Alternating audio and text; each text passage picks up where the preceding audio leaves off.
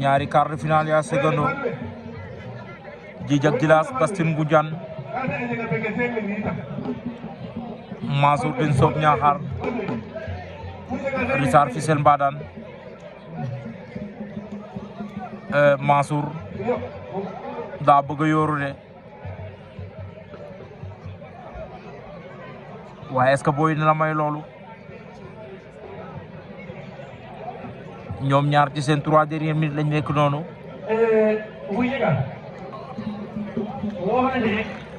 Djidjack jàpp na Bas lu xew day bëre wala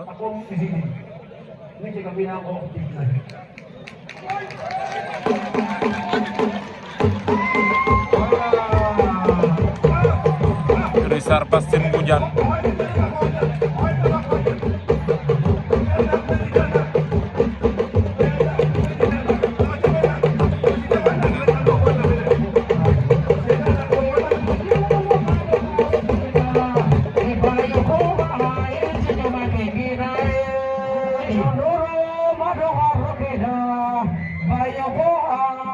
Mansour Tine Sob Niakhar Rissar arbitre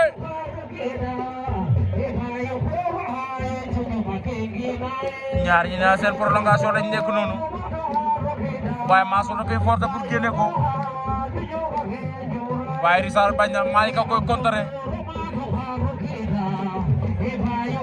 Djidjack Djilass Bastin Ngoundiane ñoom ñaar tamit dara amagul de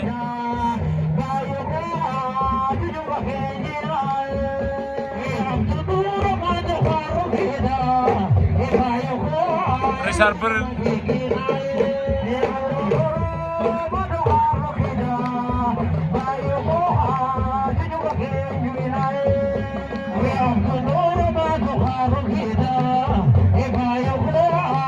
Mansour Tine Niakhar Rissar Fissel Mbadane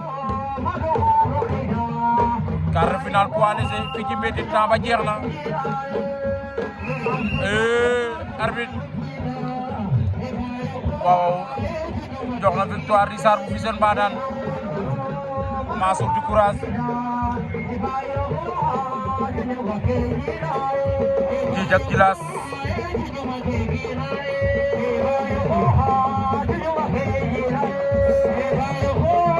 Bastin Ngoundiane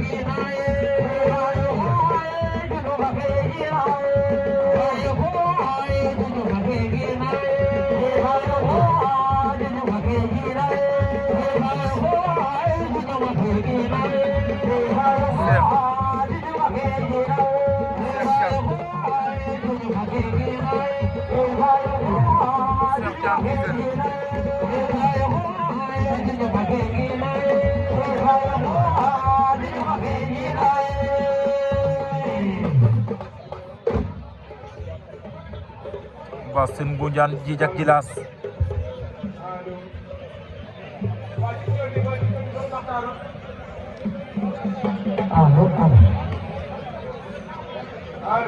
voilà. Yo, ini pakai lagi baru dari apa? Lo apa yang kita lakukan ya? Dari mana kita melakukan? Mana lo?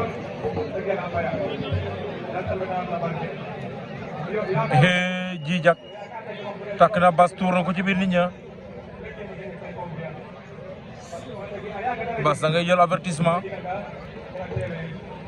te li des ci temps bi bëreetul ñëw ko ci te li des ci temps bi bëreetul Bas mbaa doo ñàkk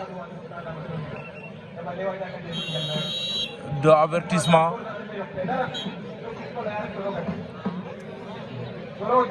pour Bastin Ngoundiane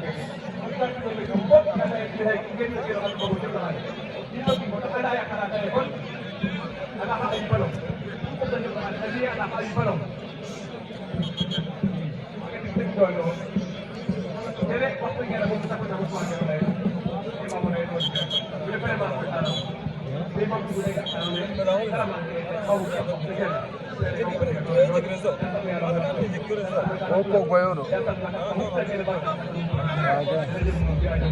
Situm sa kayo? Okay, Europe TV. temps ba jeex na